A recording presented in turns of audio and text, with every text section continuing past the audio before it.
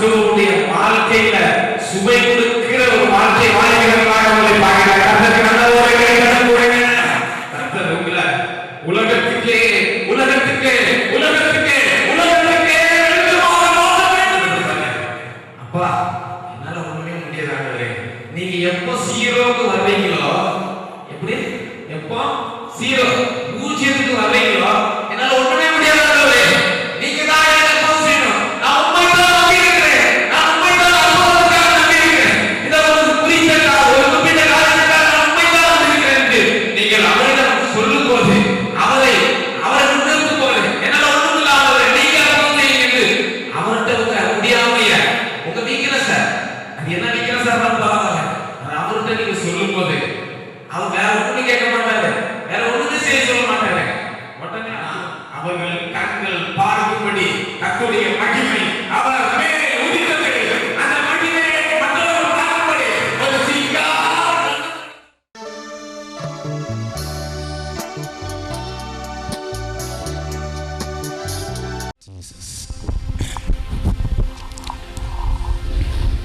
சந்தோஷமா இருக்குன்னு சொல்றாங்க மட்டும் கரும்பு உயர்த்தவர்கள் சொல்லுங்க. எல்லாம் ரொம்ப சோகமா அப்படியே உட்காந்து மாதிரி இருக்கு. சந்தோஷமா நான் உண்மையா சந்தோஷமா இருக்கிறேன்னு சொல்றவங்க மட்டும் கரங்கை உயர்த்தி சத்தமாக ஒரு அல்லேலூயா சொல்லலாம். அல்லேலூயா. இரண்டு கரங்களையும் உயர்த்தி அசைத்து ஒரு அல்லேலூயா சொல்லுங்களேன். அல்லேலூயா. இரண்டு கரங்களையும் உயர்த்தி தட்டி கர்த்தருக்கு ஒரு கை தட்டி கொடுங்களேன். Hallelujah. Hallelujah. Praise the Lord. கர்த்தர் நல்லவர். ஆமென். ஒரு ஆமென் சொல்லுங்களேன். ஒரு ஆமென் சொல்லுங்களேன். ஹalleluya. கர்த்தர் நல்லவர். ஒரு ஆமென் சொல்லுங்க. ஆமா, அவர் நேற்று மட்டும் நல்லவர் அல்ல, இன்று மட்டும் நல்லவர் அல்ல, அவர் நாளைக்கும் அவர் நல்லவராய் இருக்கிறார். ஹalleluya. வேதம் சொல்கிறது நான் அல்பாவும் ஒமேகாவுமாய் இருக்கிறேன், ஆதியும் மந்தவுமாய் இருக்கிறேன் என்று அவரை பார்த்து சொல்லுகிறது. எனக்கு பிடிச்ச ஒரு வசனம் உண்டு. நான் மரித்தேன், ஆனால் இதோ சதா காலங்களிலும் உயிரோடு இருக்கிறேன், மரணத்தையும் பாதாளத்தையும் நான் ஜெயித்தேன் என்று கர்த்தர் சொன்னார். அல்லேலூயா. ஹalleluya. சந்தோஷமா இருக்கிறவங்க இரண்டு கரங்களை அசைத்து வரீங்களா? ஹalleluya. இரண்டு கரங்களை தட்டி வரீங்களா? Price the Lord. நேரங்க சுத்தமா போடுங்க. இது ஞானத்துக்குள்ள சொல்லலாம். எடுத்தவர்கள் வாசிங்கள் ஏசாயாவின் புத்தகம். ஏசாயா தீர்க்கதரிசியின் புத்தகம் அதனுடைய 60வது அதிகாரம் 1, 2, 3 வசனத்தை நாம் வாசிக்கலாம். ஏசாயா 60 1, 2, 3. உன் ஒளி வந்தது, கர்த்தருடைய மகிமை உன்மேல் உதித்தது. இதோ இருள் பூமியையும் காரியங்கள் ஜனங்களையும் மூடும். ஆனாலும் உன்மேல் கர்த்தர் உதிப்பார், அவருடைய மகிமை உன்மேல் காணப்படும். உன் வெளிச்சத்திற்கு ஜாதிகளும் உதிக்கிற உன் ஒளி மண்டலத்திற்கு ராஜாக்களும் நடந்து வருவார்கள். அல்லேலூயா. சத்தமா சொல்லுங்க. அல்லேலூயா. உங்களுக்கு ஒரு சின்ன ரகசியம் சொல்றேன். ஏற்கனவே காண்கிற ஜனங்களுக்கு கற்றுக்கொடுத்த ஒரு ரகசியம். ஒரு அல்லேலூயா சொல்றது வந்து கர்த்தரை மகிமைப்படுத்துவது. நீங்க கர்த்தரை மகிமைப்படுத்தினால் அங்க சாத்தானுக்கு இடமில்லை. ஆகையால நீங்க எப்பெல்லாம் அல்லேலூயா சொல்றீங்களோ, எப்பெல்லாம் கர்த்தரை துதிக்கிறீங்களோ, அப்ப சாத்தான கல் எடுத்து அடிக்கிறீங்கன்னு அர்த்தம். ஆகையால அல்லேலூயா சாதாரண அல்லேலூயா இருக்க கூடாது. நம்ம அல்லேலூயா சாத்தான அடிக்கிற அல்லேலூயா இருக்கணும். இப்ப சொல்லலாம், ஒரு அல்லேலூயா சொல்லணும். Hallelujah. Amen. Praise the Lord. அந்த வசனத்தை வாசிச்ச வசனத்துல முதலாவது வசனம் திரும்ப ஒரு வாசிங்க. எழும்பி பிரகாசி, உன் ஒளி வந்தது, கர்த்தருடைய மகிமை உன்மேல் உதித்தது. எழும்பி பிரகாசி, உன் ஒளி வந்தது, கர்த்தருடைய மகிமை உன்மேல் ஆசீர்வதிக்க முடியாது அப்படின்னு சொல்லுங்க. உலகத்தார் உங்களை பார்த்து சொல்லியிருக்கலாம். உங்கள் உற்றார் உறவினர்கள் நண்பர்கள் இவனுக்கு இனிமே வாழ்வு இல்லை என்று உங்களை ஒதுக்கி தள்ளி இருக்கிறார்.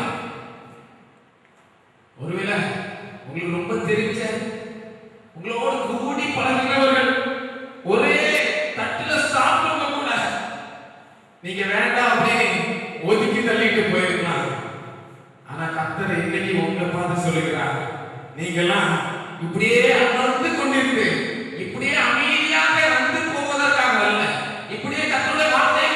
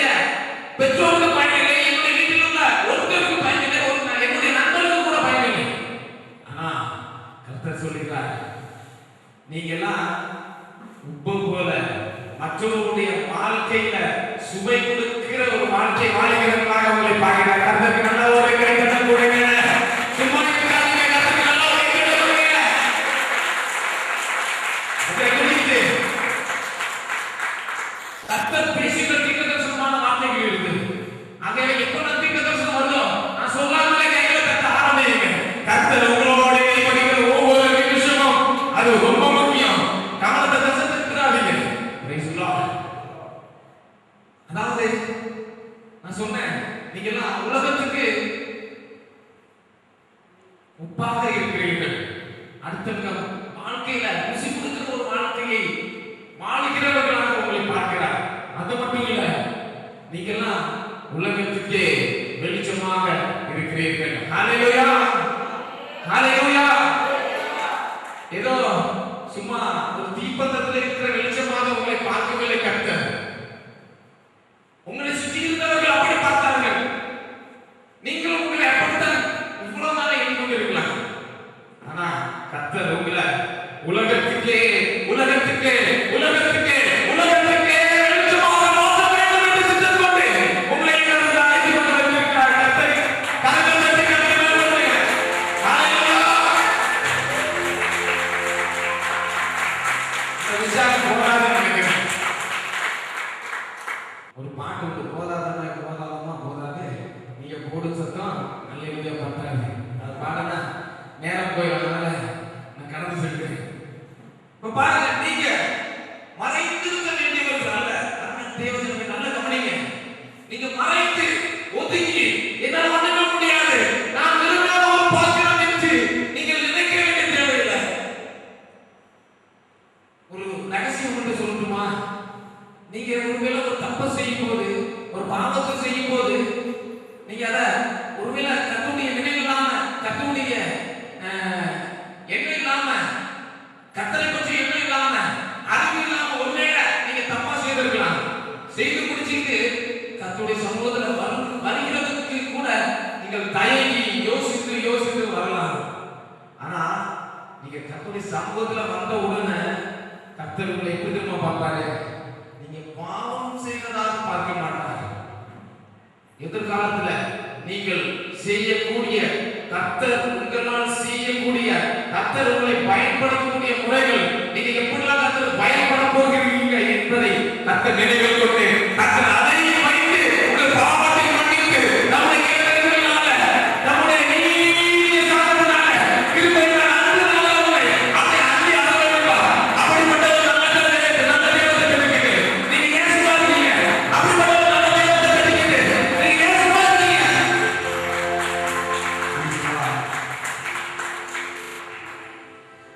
எனக்கு ரொம்ப ஆசை. ஏன்னா கர்த்தருடைய பிரசன்னத்துல அப்படியே இருக்கும்போது துள்ளி குதிக்கலாம் போல அவ்வளவு சந்தோஷமா இருக்கு. உள்ளம் அப்படி எந்த உள்ளம் புது கவியால் குறுக்கி, அதாவது அதே மாதிரி ஒரு பாட்டு சந்தோஷம் பொங்குதே அப்படிங்கிற பாட்டெல்லாம் பாடி கர்த்தரை மயப்படுத்தணும்னு ஆசையா இருக்கு. ஒரு பாடல் கவியை மட்டும் பாடலாமா? சந்தோஷம் பொங்குதே எல்லாம் தெரிந்ததான ஒரு பாடல். நான் ஒரு கவியை மட்டும் அதில் பாட போடுறேன். சந்தோஷம் பொங்குதே, சந்தோஷம் சந்தோஷம் பொங்குதே, அல்லேலூயா இயேசுவே ரட்சகா பொங்குதே, சந்தோஷம் பொங்குதே, சந்தோஷம் பொங்குதே, சந்தோஷம் பொங்குதே, அல்லேலூயா இயேசுவே ரட்சகா பொங்குதே, சந்தோஷம் பொங்குதே.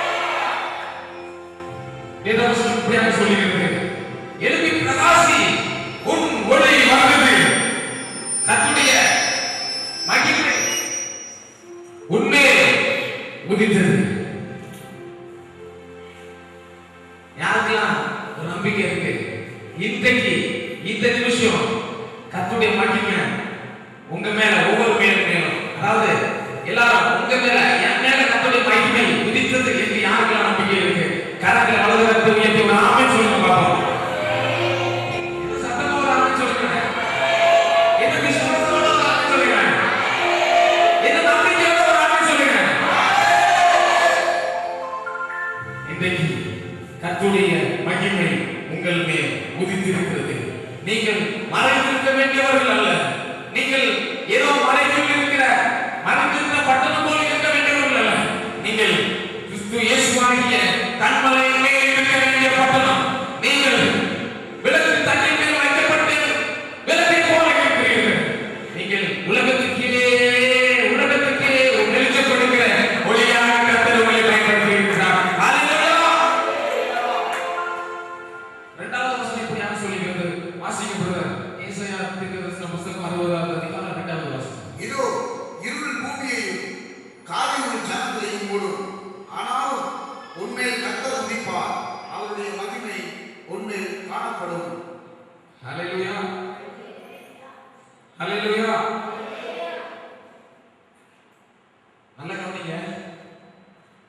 ஒருவேளை இருள்ல என்ன? இருள்னா சாத்தானின் ஆதிக்கம் அப்படின்னு அர்த்தம்.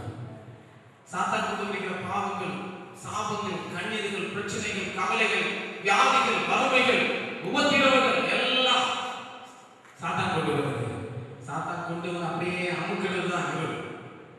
அருமையான தேவஜனமே, ஒருவேளை உங்க பக்கத்து வீட்டுக்காரங்க கூட இல்ல உங்கள் அருகாமையில் இருக்கிறவர்கள் கூட இருள்ல மூழ்கி இருக்கிறார். யாருக்கெல்லாம் நான் சொன்னது புரிஞ்சு? வியாதி என்கிற இருள்ல, பாவம் என்கிற இருள்ல அவர்கள் மூழ்கி இருக்கலாம். தரித்திரம் என்கிற இருள்ல அவர்கள் மூழ்கி இருக்கலாம். ஆனால் கர்த்தருடைய வேதம் வசனம் இப்படியாக சொல்கிறது. உண்மை கர்த்தர் உதிப்பார். கர்த்தருக்கு நல்ல ஒரு கையை கொடுங்க. ஹல்லேலூயா. ஹல்லேலூயா. இருள் ஒருவேளை அதாவது நான் ஒன்னே உங்களுக்கு சொல்ல விரும்புகிறேன். டிவில பாத்தீங்கன்னா நிலநடுக்கம் ரிக்டர் அளவுல 6, 7 பதிவாகுது. ஆனா கர்த்தரை ஆராதிக்கிற பிள்ளைகளாகிய நமக்கோ அப்படி ஒரு சேதம் அணுகவிடவில்லை. ஏன்னா அப்படிப்பட்ட ஒரு அழிவாகிய இருள் ஜனங்களை போடலாம். ஆனா கர்த்தருடைய ஜனங்கள் மேல கர்த்தர் உதிப்பார். கர்த்தரை நல்ல ஒரு கை தட்டி கொடுத்து கர்த்தருக்கு நல்ல ஒரு அழைப்பு சொல்லுங்க. ஹல்லேலூயா. அது மட்டும் இல்ல, அவருடைய மகிமை உங்க மேல காணப்படும். இதை குறித்து தான் இன்னைக்கு மெசேஜ். இவ்வளவு நேரம் இன்ட்ரோடக்ஷன் பாடம் முடிஞ்சிருக்கு. கர்த்தருடைய மகிமை அவர்கள் மேல காணப்படும். அந்த வசனத்தை கடைசி பகுதியை வாசிக்க பார்ப்போம். அவருடைய மகிமை உன்மேல் காணப்படும். அவருடைய மகிமை உண்மையில் காணப்படும். இந்த மகிமை என்ன மகிமை தெரியுமா? முக்கியமான விஷயம், ரொம்ப நல்ல கவனமாக இருங்க. இது சீனாய் மலையின் மேல இறங்கின மகிமை. இது சாலமோன் கட்டிய தேவாலயத்தில் இறங்கின மகிமை. அதாவது ஆசரிப்பு கூடாரத்தை பிரித்து ஆசரிப்பு கூடாரமாக அவர்கள் போட்டபோது அந்த ஆசரிப்பு கூடாரத்தில் இறங்கின மகிமை. அது மட்டும் இல்ல, தேவனுடைய பெட்டியின் மேல இறங்கி இருந்த தங்கி இருந்த அந்த மகிமை. நான் என்ன சொல்ல வரேன் அப்படின்னா, இந்த மகிமை வந்து என்னெல்லாம் செஞ்சுச்சு அப்படின்னு பார்த்தா தேவசனத்தில் நீங்க வாசி பார்த்தீங்கன்னா பல காரியங்கள் இருக்கு. அதுல ஒரே ஒரு சின்ன எக்ஸாம்பிள் மட்டும் உங்களுக்கு சொல்ல போகிறேன். இந்த தேவனுடைய பெட்டியின் மேல கர்த்தருடைய மகிமை தங்கி இருந்ததுனால இந்த பெட்டியை யாருக்கு வீட்டுல கொண்டு வச்சாலும் ஆசீர்வாதம் மேல ஆசீர்வாதம் வரும். ஆசீர்வாதத்துக்கு மேல ஆசீர்வாதம் வரும். கர்த்தருடைய பிள்ளைகளாக இருக்கிறவர்களுடைய வீட்டில வைக்கும் போது ஆசீர்வாதம். அதே பாகாலுடைய கோட்டையில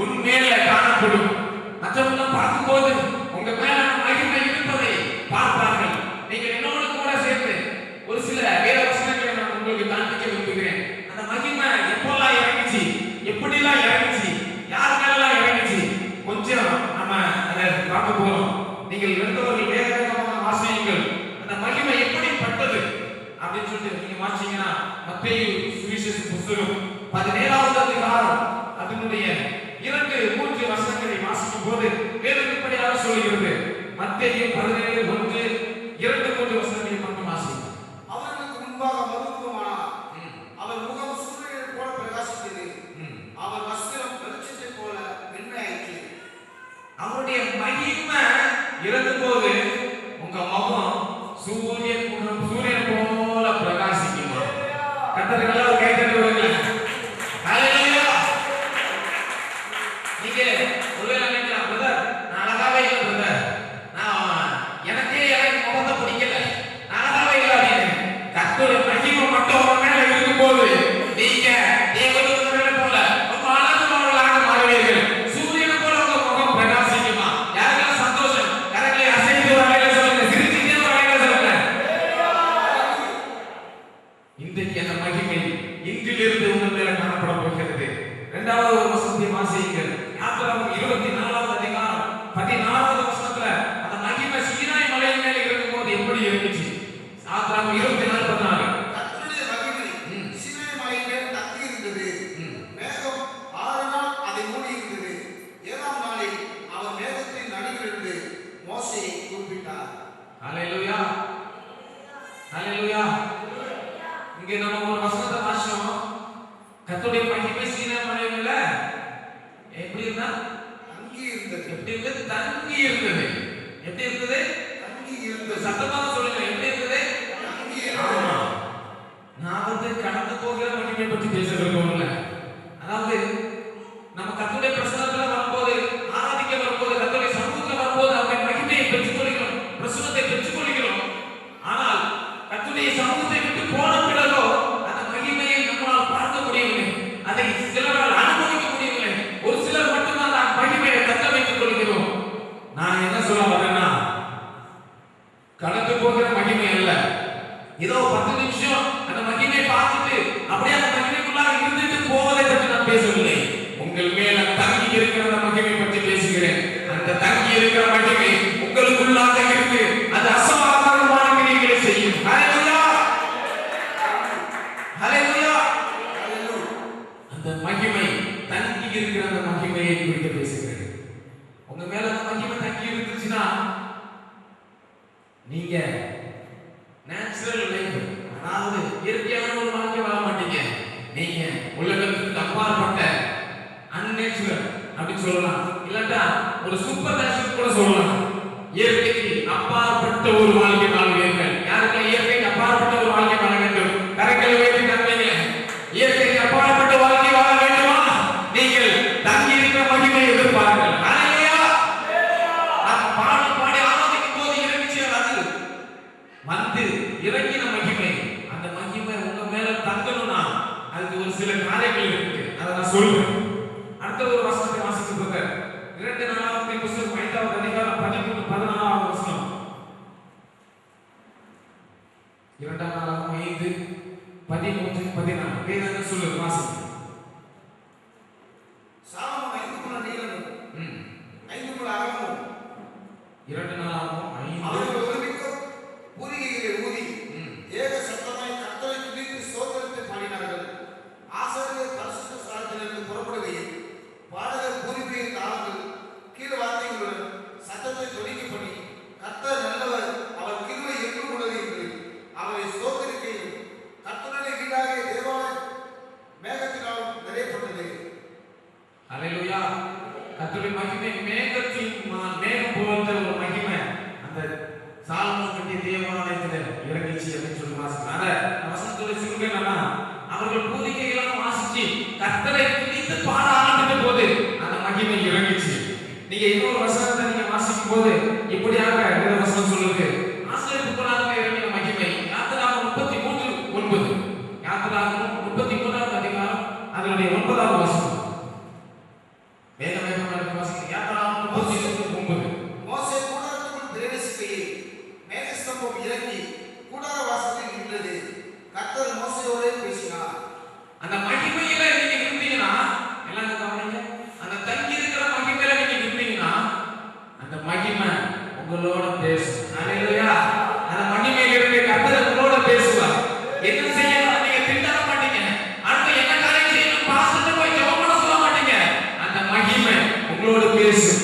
இன்னும் ஒரே ஒரு வசனத்தை வாசிக்க விரும்புகிறேன். மத்தேயு சுவிசேஷ புத்தகம் 3ஆம் அதிகாரம் 16ஆம் வசனம். நேரம் இல்லாதவனால வசனத்தை மட்டும் சொல்லிட்டே போறேன். மத்தேயு 3ஆம் அதிகாரம் 16ஆம் வசனம். இயேசு ஞானஸ்நானம் பெற்று ஜலத்திலிருந்து கரை ஏறின உடனே இதோ வானம் அவருக்கு திறக்கப்பட்டது.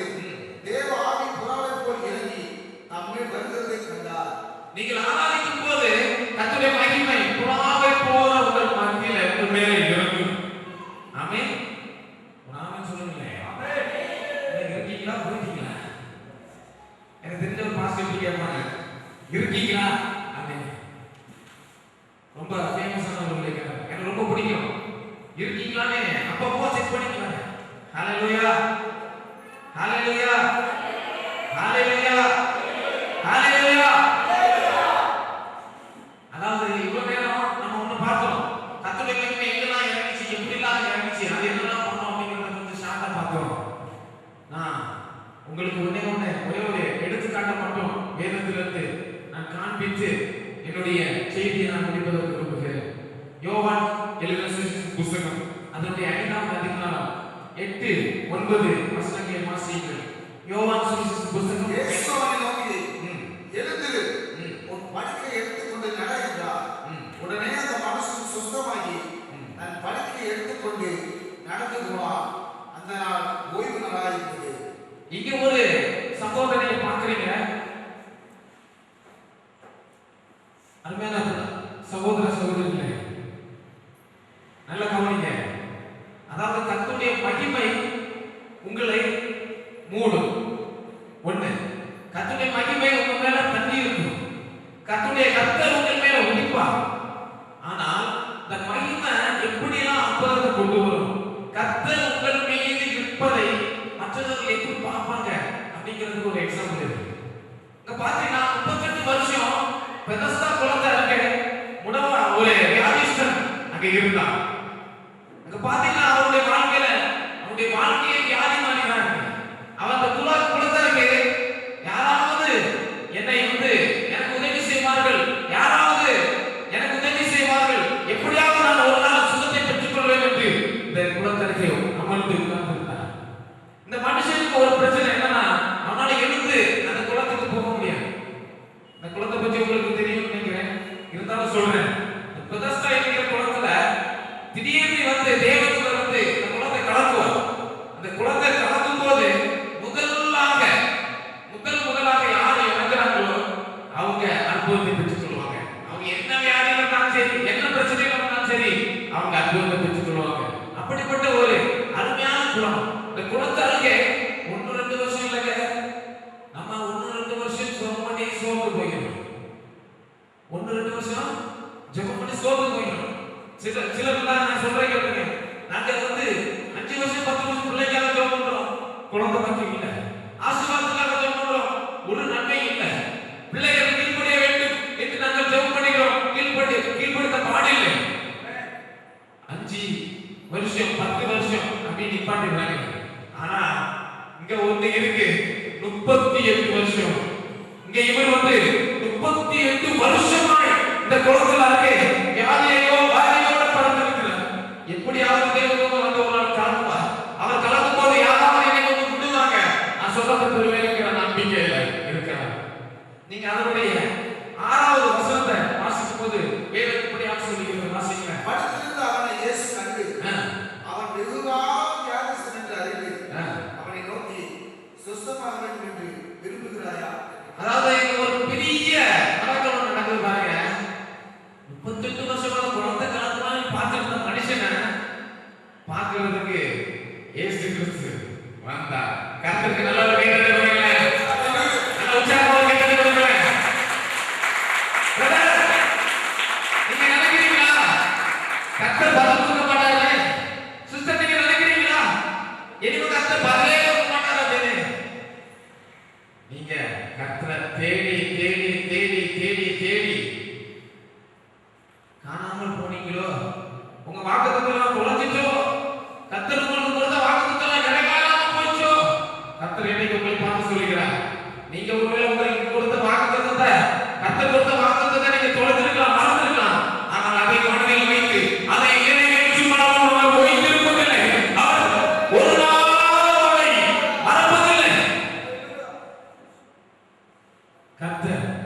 38 வருஷமா அற்புதத்துக்காக காத்திருந்த அந்த மனுஷனை தேடி வந்தார். தேடி வந்து அவனை பார்த்தவனே தெரியும் அவருக்கு, அவர் சர்வ சிருஷ்டிக்கு மெஜமானவன் ஆயிட்டு அவருக்கு தெரியும். பார்த்தவனே மனுஷன் சுத்தமாக வேண்டும் என்பதற்காகத்தான் இருக்கிறார் என்று சொல்லி நினைத்த அடுத்த வசனத்தை வாசிங்க. அருமையாக உடனே அந்த மனுஷன் சொல்றாரு, அதற்கு யாகேசன், ஆண்டவரே, தண்ணீர் கலக்கப்படும் போது என்னை குளத்தில் கொண்டு போய் விடுவதற்கு. இங்க பாருங்க, இந்த மனுஷனுடைய 7ஆவது வசனம் சொல்றாரு, தண்ணி கலக்கப்படும் போது என்னால நடக்க முடியாது, என்னை கொண்டு போய் விடுவதற்கு யாருமே இல்லை. யாராவது மலையாளி அற்புதத்தை பெற்றுட்டு போறாங்க. தொடர்ந்து வாசிக்க இயேசு அவனை நோக்கி, இயேசு அவனை நோக்கி, எழுந்திரு. அதாவது நீங்க இயேசுக்கு அற்புதம் பண்ணணுமா? சின்ன சாப்பிட்டு சொல்ற பாருங்க, அப்பா என்னால ஒண்ணுமே முடியாது ஆண்டவரே, நீங்க எப்போ சீரோக்கு வர்றீங்களோ, எப்படி எப்போ சீரோ பூஜ்ஜியத்துக்கு வர்றீங்களோ என்னால ஒண்ணுமே முடியாது ஆண்டவரே, நீங்க தான் எனக்கு அற்புதம் செய்யணும். நான் உண்மை தான் நம்பி இருக்கிறேன், நான் உண்மை தான் அற்புதத்துக்காக நம்பி இருக்கிறேன். இந்த ஒரு குறித்த ஒரு குறிப்பிட்ட காரியத்துக்காக நான் உண்மை தான் நம்பி இருக்கிறேன் என்று நீங்கள் அவரிடம் சொல்லும் போது அவரை முன்னிறுத்தும் போது என்னால ஒண்ணும் இல்லை ஆண்டவரே, நீங்க அற்புதம் செய்யுங்க என்று அவர்கிட்ட முடியாமைய உங்க வீக்னஸ் அது என்ன வீக்னஸ் பரவாயில்ல, அவர்கிட்ட நீங்க சொல்லும் போது அவர் வேற ஒண்ணுமே கேட்க மாட்டாரு, வேற ஒண்ணுமே செய்ய சொல்ல மாட்டாரு. உடனே அற்புதம் வாசிங்களா. இயேசு அவனை நோக்கி, எழுந்திரு, எழுந்திரு, உன் படுக்கையை எடுத்துக்கொண்டு நட என்றார். உன் படுக்கையை எடுத்துக்கொண்டு நட என்றார். அத்தனைலாம் கேட்கிறீங்க, இதெல்லாம் கேட்க எப்படி சும்மா இருக்கீங்க? ஆமென்.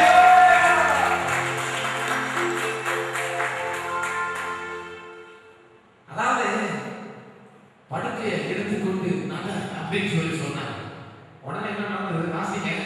உடனே அந்த மனுஷன் சுத்தமாகி, உடனே இவன் போல சுத்தமாகி தன் படுக்கையை எடுத்துக்கொண்டு நடந்து போனான். அவன் நடந்து போனான். அவன் எழுந்திருக்க முடியாதனால அவன் பெட்ஷீட்டெல்லாம் போட்டு நல்ல ஜாலியா தூங்கிட்டு இருந்தவன், என்னால முடியல அப்படின்னு நினைச்சிட்டு இருந்தவரு அவங்க வீக்னஸ கர்த்தர்ட்ட சொல்லும் போது கர்த்தர் அற்புதம் செய்கிறாங்க. உடனே அவன் படுக்கையை எடுத்து கொண்டு நடந்தான். கர்த்தருக்கு நல்ல ஒரு கேட்டு கொடுக்கிறேன். ஹalleluya. பிரதர் சிஸ்டர் உன்னை கவனிங்க. அதாவது இதுவரைக்கும் அவர் இந்த பிரதேசத்துல 38 வருஷம் சொன்னா சும்மாலாம் இல்ல. எனக்கு 24 வயசு ஆச்சு. 38 வருஷம் அதே இடத்துல எத்தனை பேர் பார்த்திருப்பாங்க. இதுக்கு முன்னால அற்புதம் பெற்றவங்களாம் அவரை பார்த்திருப்பாங்க. இவர் எப்படியும் அற்புதம் பெற்றுக்கொள்ள முடியாது, இவரை வாழ்க்கையில உண்மையே உண்டாகாது அப்படின்னு நினைச்சிருப்பாங்க. ஆனா அவர்கள் கண்கள் பார்க்கும்படி கர்த்தருடைய மகிமை அவர் மேலே உதித்தது. அந்த மகிமையை மற்றவர்கள் பார்க்கும்படி ஒரு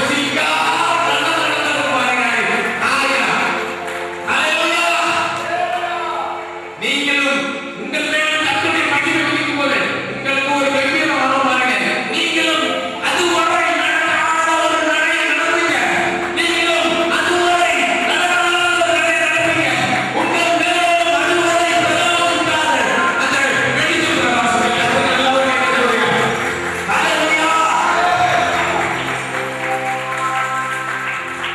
அண்ணன் தெரிஞ்சவங்க அவருடைய மகிமை உண்மை காணப்படும் என்று கர்த்தர் இன்றைக்கு உங்களை பார்த்து வாக்கு பண்ணுகிறார்.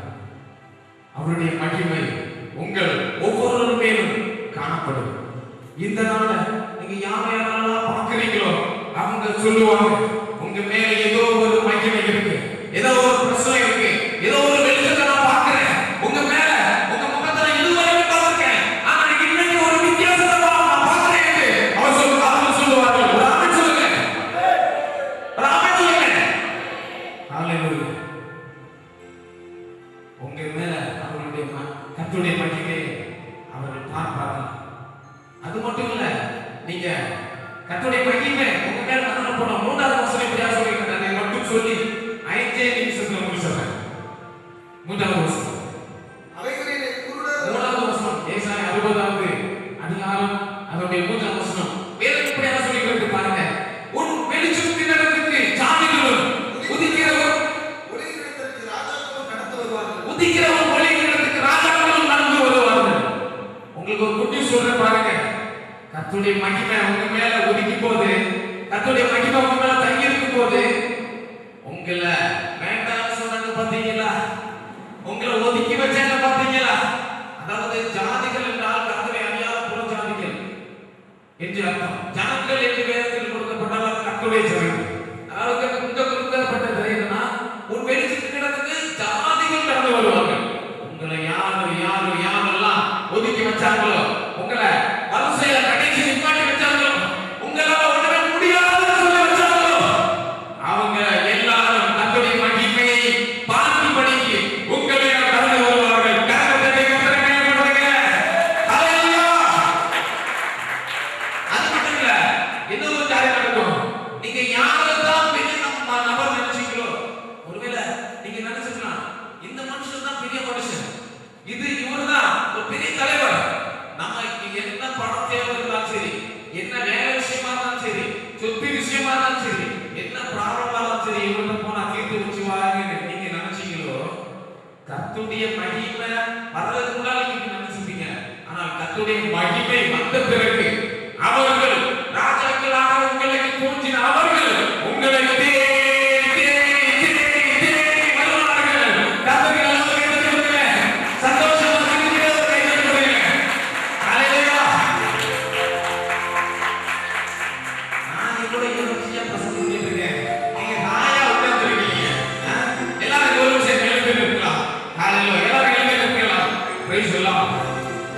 கர்த்தருடைய மகிமை இன்றைக்கு உங்கள் மேல் உதித்திருக்கிறது.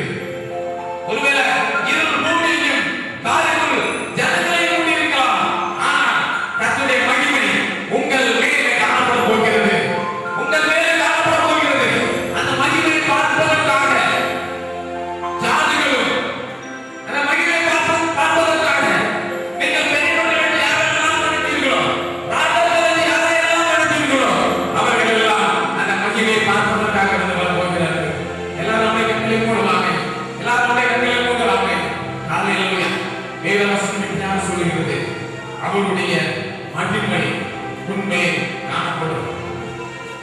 யாருக்கு யாரெல்லாம் விரும்புகிறீங்க அந்த மகிமையை நான் பார்க்க மாட்டேன், பிரதர் நான் மகிமை பார்க்கணும், அந்த தங்கி இருக்கிற மகிமை எனக்கு வேண்டாம் பிரதர், அந்த மகிமை தங்கி இருக்கிற மகிமை எனக்கு வேணும் அப்படின்னு சொல்லிட்டு யாரெல்லாம் உலகத்துல நினைக்கிறீங்க, யாருக்கு கண்ணை திறந்து நீங்க பார்க்காதீங்க, கண்களை மூடி கண்ணை மூடி பாருங்க. அந்த மகிமை யாரெல்லாம் எனக்கு வேணும்னு சொல்றீங்களோ அவங்க எல்லாம் உங்க வலது கரத்துக்கு நேராக உயர்த்தி காண்பீர்கள். உங்கள் வலது கரத்துக்கு நேராக உயர்த்தி காண்பீர்கள். கர்த்தர் தம்முடைய மகிமையினால இன்றைக்கு உங்களை கடந்து வருகிறார். கர்த்தருடைய மகிமை இன்றைக்கு உங்கள் மேல் காணப்பட போகிறது. Praise the Lord. Brother, sister, கர்த்தருடைய மகிமை உங்கள் மேல் காணப்படணுமா? இவன் நேரம் கர்த்தருடைய மகிமை பற்றி சொன்னேன். அது தங்கி இருந்தா உங்க மேல காணப்பட்டா என்ன நடக்கும் சொன்னேன். கர்த்தருடைய மகிமை உங்க மேல தங்கி இருக்கணும்னா என்ன பண்ணணும்னு சொல்றேன் பாருங்க. நீங்க எப்போதும் துதிக்கிறவர்களாக காணப்பட வேண்டும். முதலாவதாக எப்போதும் துதிக்கிறவர்களாக காணப்பட வேண்டும். இரண்டாவதாக இந்த உலகத்தை விட்டு வேறு பிரிக்கப்பட்ட ஒரு வாழ்க்கை வாழ்கிறதோ, இந்த பாவத்தில் வாழ்கிற நீங்களும் பாவம் பண்ணாமல் உலகத்துக்கு ஒத்த வேஷம் தெரியாமல் உலகத்தோட மனுஷன் வாழ்கிற மாதிரி வாழாமல் கர்த்தருக்கு பிரியமான ஒரு வாழ்க்கை வாழ வேண்டும். இரண்டாவது மூன்றாவதாக அலட்சியம் பண்ணாம எப்போதும் இந்த மகிமை பெற்றுக்கொள்வது ரொம்ப ஈஸி, ஆனா அதை இழந்து போவது ரொம்ப கடினம். இந்த மகிமை பெற்றுக்கொள்வது ரொம்ப ஈஸி, அந்த மகிமையை பெற்றுக்கொள்வது ரொம்ப கடினம். நீங்க நிறைய பேர் நினைச்சிட்டு ரொம்ப ஈஸி, ஆனா ரொம்ப கடினங்க. ஆனா நீங்க உங்க நிர்பந்தத்தினால, உங்களுடைய கவலை இன்மையினால, உங்களுடைய மனதில மறைக்கப்பட்ட சில காரியங்களினால, சாத்தான் உங்களுடைய மனதை குருடாக்கினதினால நீங்கள் ஒருவேளை அந்த மகிமையை ஈஸியாக இழந்திருக்கு. அருமையான சகோதர சகோதரிகளே,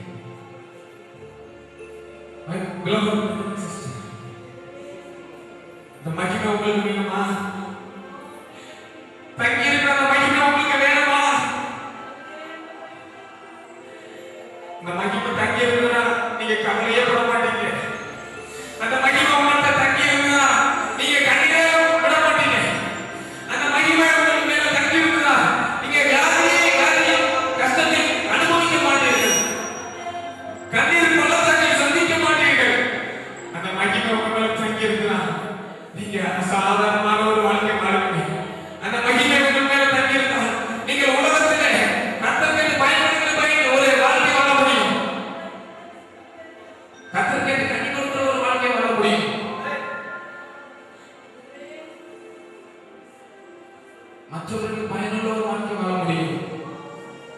நீங்க ஒரு உலகத்துக்கு ஒரு வெளிச்சமாக வாழ முடியும். மூணு காரியத்தான் நீங்க அதை செய்யணும். ஒண்ணு, அந்த மகிமை தக்க வைத்துக் கொள்வதற்காக நீங்கள் எப்பொழுதும் துதியுள்ளவர்களாக காணப்பட வேண்டும். உங்கள் நாவுகள் எப்பொழுதும் கர்த்தரை துதிக்கிற, கர்த்தரை வேண்டுகிற துதி உண்டாக வேண்டும். இரண்டாவது, உலகத்தை விட்டு வேறு பிடிக்கப்பட்ட ஒரு வாழ்க்கை நீங்கள் வாழ வேண்டும். மூன்றாவதாக, அந்த மகிமை அலட்சியம் பண்ணாதபடிக்கு நீங்கள் அப்படியே அதை எப்பொழுது ஒவ்வொரு நிமிஷமும் நீங்கள் அதை அப்படியே பாதுகாத்துக் கொள்ள வேண்டும். அந்த மகிமையில எப்பொழுதும் நிறைந்தவர்களாக காணப்பட வேண்டும். அந்த மகிமைக்காக எப்பொழுதும் ஏற்றுகிறவர்களாக காணப்பட வேண்டும். சங்கீதக்காரனாகிய தாவீது இப்படியாக சொல்கிறார், மானானது நீரோடையை வாஞ்சித்து கலந்து கடலுவது போல கர்த்தாவே என் ஆத்துமா உம்மிலே வாஞ்சித்து கதறுகிறது என்று சொன்னார். அதே போல நீங்க உங்க ஆத்துமா எப்பொழுதும் அந்த மகிமைக்காக ஜெயிக்கிறவராக இருக்க வேண்டும். அந்த மகிமை இன்றைக்கு உங்களை நிரப்பும். அந்த மகிமையினால நீங்கள் நிரப்பப்படும் போது, அந்த மகிமையினால் நிரப்பப்படும் போது நீங்கள் அசாதாரணமான ஒரு வாழ்க்கை வாழ போகிறீர்கள். அல்லேலூயா. வேதவசனம் கர்த்தருடைய வார்த்தையை சொல்லுது, அவருடைய மகிமை உண்மையில் காணப்படும். பிரதர், சிஸ்டர், உங்களுக்கு இன்றைக்கு மாலையில ஒரு நல்ல நற்செய்தி சொல்றேன். கர்த்தருடைய மகிமை உங்கள் மேல் காணப்படும். நீங்கள் பாடி துதிக்க ஆரம்பித்த போதே அந்த மகிமை இறங்கிவிட்டது. நீங்கள் பாடி துதிக்க ஆரம்பித்த போதே அந்த மகிமை உங்கள் மேல் இறங்கிவிட்டது. அந்த மகிமை இன்றைக்கு மற்றவர்கள் காணும்படி, இன்றிலிருந்து மற்றவர்கள் காணும்படி அந்த மகிமை உங்கள் மேல பிரகாசிக்கும். அந்த மகிமை உங்கள் மேல பிரகாசிக்கும். அந்த மகிமை உங்கள் மேல ஓடும். அந்த மகிமை உங்களை நடத்தும். வேதத்துல ஒரு நபர் உண்டு, ஏனோ சொல்லிக்கிற ஒரு நபர் உண்டு. அவர் தேவனோட சந்திச்சு கொண்டிருக்கிறார். தேவனோட நடக்கிறவராக இருந்தார். அந்த மகிமையில நீங்க இருக்கும்போது நீங்களும் நடப்பீங்க. கர்த்தருடைய சிந்தை உங்க சிந்தையா மாறும். கர்த்தருடைய ஏக்கம் உங்க ஏக்கமா மாறும். இப்போ ஒப்பு கொடுப்பீங்களா? ஒப்பு கொடுப்பீங்களா? அப்பா, என் மேல இறங்கின அந்த மகிமை, இதனால நாங்கள் பாடம் பாடி துதிக்கும் போது எங்கள் மத்தியில இறங்கின அந்த மகிமை என் மேல தங்கியிருக்கும். ஆண்டவரே, எல்லாம் ஆகிய சொல்லுவீங்களா?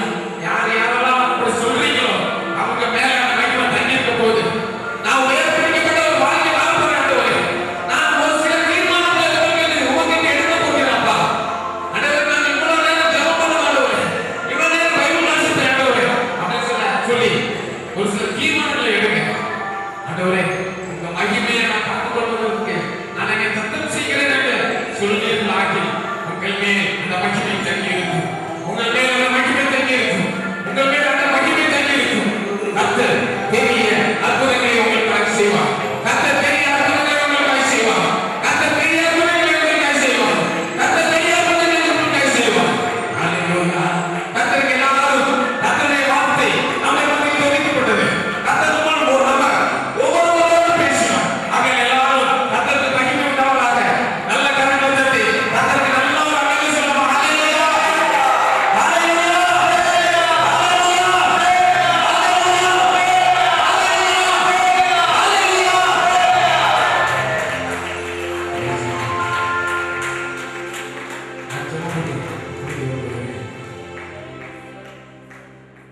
அதுக்கு முன்பாக ஒண்ணே ஒன்று சொல்றேன். பிரதர், சிஸ்டர், நீங்க மகிமையை புரிஞ்சுக்கிட்டீங்க. அந்த மகிமையை இதற்கு முன்னால இழந்து போனது போல இழந்து விடாதீர்கள். ஏசு அலட்சியம் பண்ணது போல அலட்சியம் பண்ணிடாதீங்க. அது விலையேறப்பட்ட மகிமை. அந்த மகிமை உங்களை ஒரு உயரத்துக்கு உன்னதத்துக்கு கொண்டு போய்விடும். ஆகையால ஒவ்வொரு நாளும், ஒவ்வொரு நிமிஷமும், ஒவ்வொரு பொழுதும் அந்த மகிமையை பத்திரமாக பாதுகாத்துக் கொள்ளுங்க. அந்த மகிமை உங்களோட வரும். அந்த மகிமை உங்களை நடத்தும். அந்த மகிமையில ஆசீர்வாதம் வரும். அந்த மகிமையில அற்புதங்கள் நடக்கும். நீங்க ஜெபம்லாம் பண்ண வேண்டியது கர்த்தருடைய மகிமையை மட்டும் ஏறுங்க. கர்த்தருடைய பிரசன்னத்தை மட்டும் ஏறுங்க. கர்த்தருடைய வேதத்தை மட்டும் ஏறுங்க. அல்லேலூயா. எங்களை நேசிக்கிறாரா பிதாவே, அருமையான நல்ல வேலைக்காக நன்றி செலுத்துகிறோம் அப்பா. கர்த்தருடைய மகிமை எங்களை சூழ்ந்து கொண்டிருக்கிறது, எங்களை நிறைத்திருக்கிறது, எங்க மேல் தங்கியிருக்கிறது ஆண்டவரே. அதற்காய் ஸ்தோத்திரம், அதற்காய் ஸ்தோத்திரம். எல்லாரும் வலது கரத்தை உங்க தலை மேல வைங்க. எல்லாரும் உங்க வலது கரத்தை உங்க தலை மேல வைங்க. அப்பா, இந்த தங்கி இருக்கிற அந்த மகிமை என்னை விட்டு எடுபடாதபடிக்கு நான் நடப்பதற்கு என்னை உறுதிப்படுத்துங்க ஆண்டவரே. என்னை தகுதிப்படுத்துங்க ஆண்டவரே. என்னை பயனுள்ள பிரயோஜனமுள்ள தகுதியுள்ள ஒரு பாத்திரமாக மாற்றிங்க ஆண்டவரே. என்னை ஒவ்வொரு நாளும் நீங்க நடத்துங்க ஆண்டவரே. உங்க வலது கரத்தை பிடித்து என்னை நடத்துங்க ஆண்டவரே. இந்த மகிமை என்னை எப்போதும் தங்கியிருக்க ஆண்டவரே. இந்த மகிமை மற்றவர்கள் பார்க்கும்படிக்கு நீர் செய்யும் என்று கேட்கிறேன் என்று சொல்லுங்க. ஹல்லேலூயா. மகிமை மற்றவர்கள் பார்க்கணும். ஹல்லேலூயா. இன்றிலிருந்து யார் யாரெல்லாம் அவங்களை ஒதுக்கினார்களோ அவங்கெல்லாம் மகிமை பார்க்க போறாங்க. அதுக்காக ஸ்தோத்திரம் ஆண்டவரே. நீர் அப்படி செய்கிறதுக்காக ஸ்தோத்திரம். நீர் பெரிய காரியங்களை செய்கிறதுக்காக ஸ்தோத்திரம். ஒரு நாட்களிலே நாங்கள் அற்புதமான சாட்சிகளை நாங்கள் எதிர்பார்க்கிறோம். அற்புதமான உடைய கிரியைகளை நாங்கள் எதிர்பார்க்கிறோம். நீர் இப்பொழுது அற்புதம் செய்திருப்பீர். அதுக்காக ஸ்தோத்திரம் செலுத்துகிறேன், ஸ்தோத்திரம் செலுத்துகிறேன், ஸ்தோத்திரம் செலுத்துகிறேன். இந்த மகிமையினால பிள்ளைகளுடைய வாழ்க்கையில் அநேக அற்புதங்கள் நடக்கப் போகிறது. அதுக்காக ஸ்தோத்திரம் செலுத்துகிறேன். அநேக உயர்வுகள் வரப்போகிறது. அதுக்காக ஸ்தோத்திரம் செலுத்துகிறேன். நீங்கள் பார்க்கிறாங்க இடங்களில் உங்களுக்கு நன்மை வரப்போகுது. அதுக்காக ஸ்தோத்திரம் செலுத்துகிறேன். கர்த்தர் இதை நம்முடைய மகிமையினால செய்வார். கர்த்தர் நம்முடைய மகிமையினால செய்வார். கர்த்தர் நம்முடைய மகிமையினால செய்வார். சகல துதி கன மகிமை எல்லாமே சொல்லுகிறோம். ரட்சகரே இயேசுவின் நாமத்தில் ஜெபிக்கிறேன் எங்கள் நல்ல பிதாவே. ஆமென், ஆமென், ஆமென். எல்லாரும் சேர்ந்து சொல்லலாமா? என் ஆத்துமாவே கர்த்தரை ஸ்தோத்திரி, என் முழு பரிசுத்த நாமத்தை ஸ்தோத்திரி. என் ஆத்துமாவே கர்த்தரை ஸ்தோத்திரி, கர்த்தர் செய்த சகல உபகாரங்களையும் மறவாதே. ஆமென், ஆமென், ஆமென். நல்ல கரங்களை உயர்த்தி, இரண்டு கரங்களை உயர்த்தி அசைத்து ஒரு 5 அலைகளை சொல்லலாமா? ஹல்லேலூயா, ஹல்லேலூயா, ஹல்லேலூயா, ஹல்லேலூயா, ஹல்லேலூயா. கர்த்தர் நல்ல ஒரு கை தட்டவும். கடைசி ஒரு நல்ல ஒரு கை தட்டவும். கர்த்தருடைய ஆசீர்வாதம், கிருபை, சமாதானம் உங்களோடு இருப்பதாக. ஆமென். ஒரு சில அறிவிப்புகள். இனி வருகிற மாதங்களில் தொடர்ந்து இந்த கூட்டங்களானது 3வது சனிக்கிழமை மாலை சரியாக இந்த முதல் நாள் கொஞ்சம் நேரம் ஆரம்பித்து 8:30 மணிக்கு முடிப்பதாக இருக்கும். ஆகையால தவறாமல் நீங்கள் கலந்து கொள்ளுங்கள். மற்றவர்களையும் நீங்கள் அழைத்து வாருங்கள். கர்த்தர் பெரிய காரியங்களை செய்ய போகிறார். ஒன்னே மட்டும் பண்றாதீங்க. நீங்க எல்லாம் தலைவர்கள் மட்டும்தான் வந்திருக்கிறீங்க. உங்களை தலைவராக கிறிஸ்துவின் ஸ்தானாதிபதியாக எடுத்து கிறிஸ்துவின் சீஷர்களாக